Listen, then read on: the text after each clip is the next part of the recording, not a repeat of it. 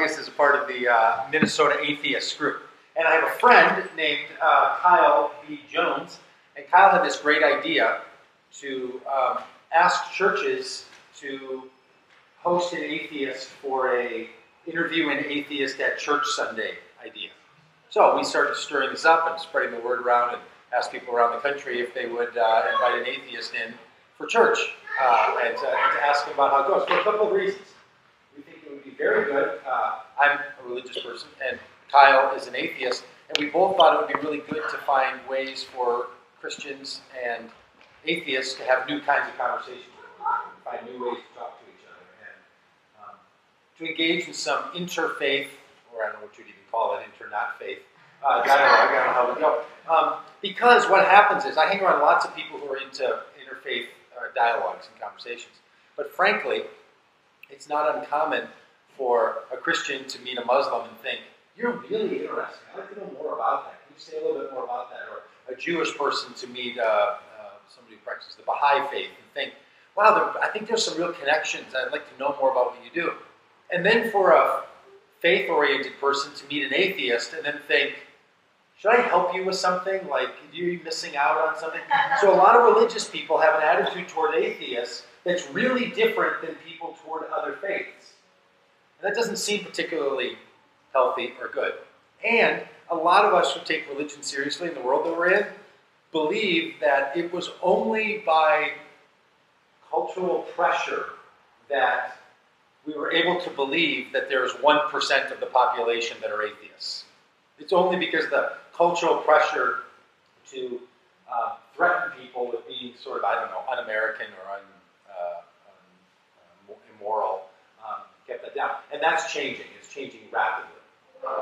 There are many expressions of atheism in popular culture and with thoughtful people where it doesn't carry the stigma that it used to. So, all of that to say, we think it'd be really good to have different ways of conversation. So, thought we would try to model that. Kyle was going to come in town, but turned out that he couldn't. So, on short notice, I asked August if he'd help put together some people to do this. And because the Minnesota Atheist Association is the country's finest atheist association. And I know of one, you guys, so you're... Yeah. He found a friend, somebody come this morning at the 10 o'clock. A guy named Eric Jane. Thank you. Eric was here at the 10 o'clock gathering, and then Jill was here at 5, and August came at this one. So, thanks. Oh, thanks for inviting me. First off, we've talked a lot. We used to have radio shows on the same station, and we would share a radio show. When I contacted you last night about this at 7 o'clock, we had another person that was going to do it also.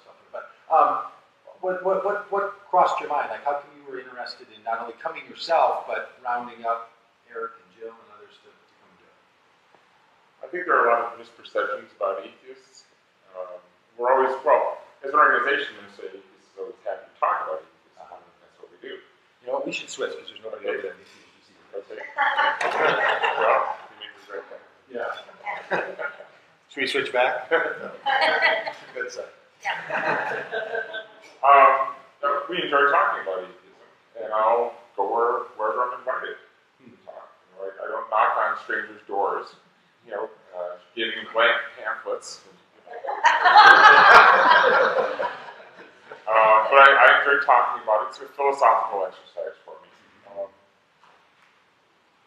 Your request for today, we do the May Day celebration. So we were setting up a booth, and we were marching in the parade, and so a lot of our key people were tied up, but fortunately we were able to get some very good representatives. Yeah, really good. So it worked out fine. Yeah. Well, thanks for doing it. And in the atheist world, are you, and Minnesota atheists, are you unusual in the sense that you are so open to talking with people of religious conviction and so on? Like, is it normal, or is it? I think it's very normal. I think we're quite like any other atheist group that I know. All of them are happy to talk about their atheism. I mean, there is a social pressure to be in the closet.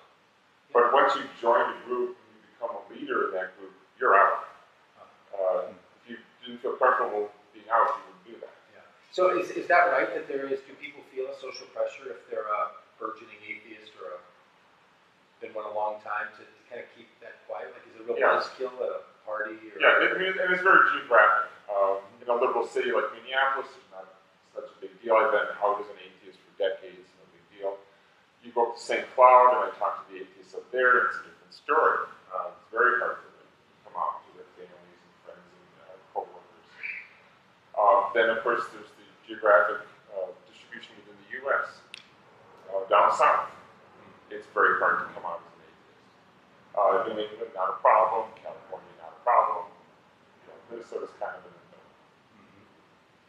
middle. This church that we're in, we are buying the building, and we found a bunch of stuff in the storage upstairs from the fundraisers back in the 1930s when they were going to build this building. So it's like the letters that they sent to the membership to say, you should donate to build the building.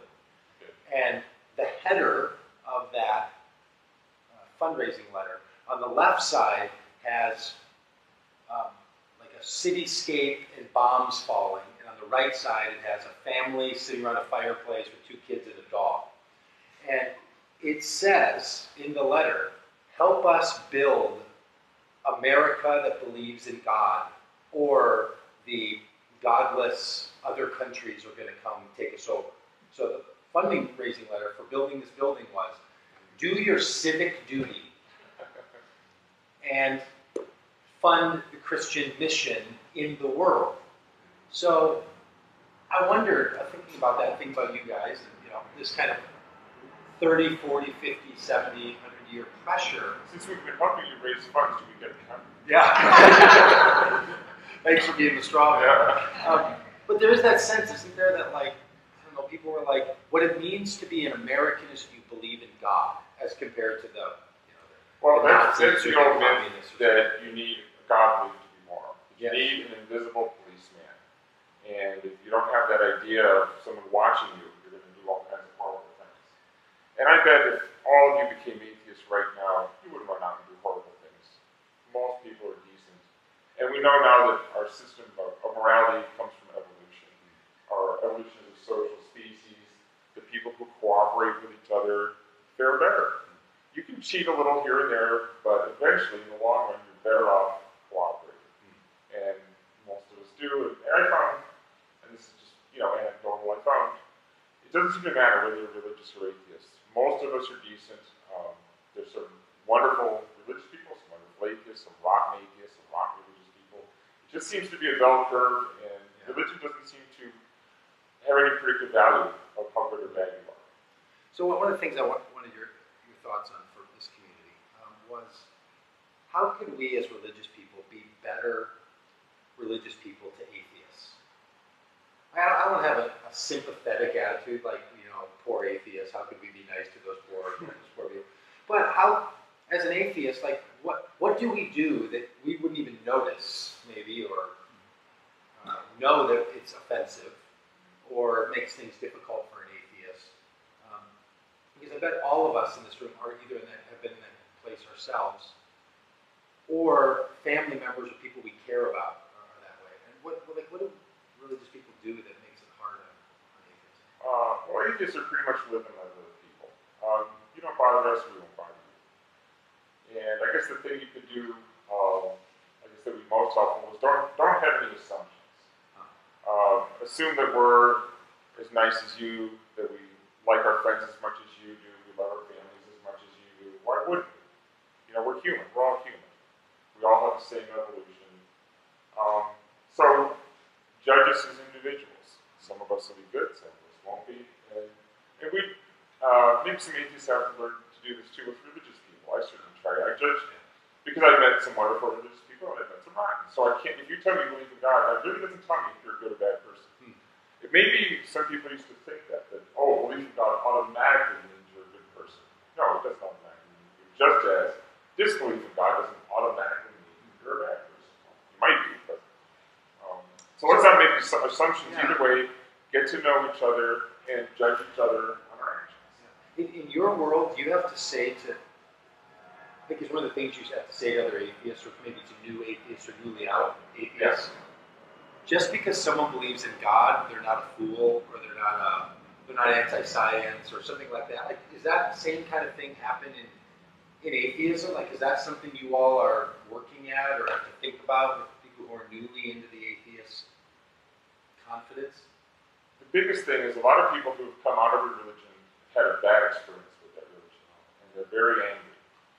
And so Minnesota Atheists and other atheist groups make a home for these people. Take them in and say, you know, here are some people that think the way you do, that will give you support. But we don't make these people our spokespersons. You don't make angry people your spokespersons. So you work through that anger, you get to a good place, and then maybe we'll elect you to our board of directors. Yeah. So yeah, we don't assume that just because someone is religious that they're anti-science or they don't believe in evolution or they don't support gay rights, because you got to talk to the person to really tease it out. The word God is such a broad term, and people interpret it so many different ways, and there's good gods and bad gods, and there's good atheists and bad atheists. So you really have to get to know the person. How is the world of atheism? Like in the religious world, there's a lot of worry about the state of religion, so there's lots of surveys and studies, demographic looking to figure out the role of religion in the world, and like that. There's a lot of people that spend a lot of energy on that kind of thing. Is that happening for atheists, or do you think about like the state of atheism in North American culture? Well, we worry about the religious right, I guess, the religious right attack on women, on gays, the terrorists. So we worry about the bad, probably the same people you worry about, on the really right-wing extreme. But atheism is growing, and so of course we're happy about that. You know, the Pew Research did this big thing and came out saying that 30% or so of Americans, especially under the age of 40 or so, don't understand themselves with a religious affiliation. They're called the non-affiliated, or the nuns. No religion. No, they're not all atheists, but I was going to say, like, how do you all hear that? When religious people hear it, they do lots of things, they go lots of directions with it. But how do you, or how does the Minnesota Atheists or other atheists? Well, even though they're nuns, a lot of them are still like spiritual or believe in some kind of higher power, so they're not atheists. But the people who have these vague beliefs are rarely the kind that try to repress other people, try to use the government to force their religion on other people, try to put gays down, try to put women down. So we think that's a step in the right direction. If you got a vague religious belief that there's some higher being out there, we don't agree with that, but it's not usually harmful. So we don't worry too much about it. Gods that we can examine, we can know that they don't exist. Gods we can't examine, the ones that are invisible, undetectable, outside of time and space. We can't know that they don't exist. There's no reason to believe in them, but we can't know for sure they don't exist. So it would be an article of faith to say we know they don't. So that leads us to the other kind of atheism, which is called weak or negative atheism, which is closer to the root word, meaning without theism, or belief. So we are without belief in such a God. We can't prove it doesn't exist. But so you're not saying there isn't a God, you're saying you don't believe it. Yeah, we lack a belief because we don't see any evidence or any reason to believe in such a God. But we will change our mind should reason or evidence. Well, good. If we can help you with that, we'd be glad to. Well, people have been trying to help me for 35 years. It's been very helpful. No, I mean, more and more we see where God ideas are coming from. We understand now where morality comes from. Evolution explains it. So really, I've just become more of an atheist. It's not like I've been trying to become. I just look at things and I look at religious arguments. Intelligent design was a new one that came along 10 years ago. I looked at it. Christians lose a lot of people from the flock because of atheism. Does that happen the other way? Like, do atheist parents lose kids off to being pastors? Not that much. I never know. Keep it whole, but I never do. Well, I mean, once you don't believe in an invisible being, it's hard to start. I mean, once you're an adult and you don't believe it, how are you gonna? I can. It's probably almost as hard as once you do. It's really hard. I mean, if I told you, my invisible friend Ralph is sitting on that couch, I couldn't talk you into it. Yeah. That's just like God for us. Yeah. You can talk me into it. Yeah, you can talk me into it. You write a song about it. August, thanks. Appreciate it. Thanks, Doug. Yeah.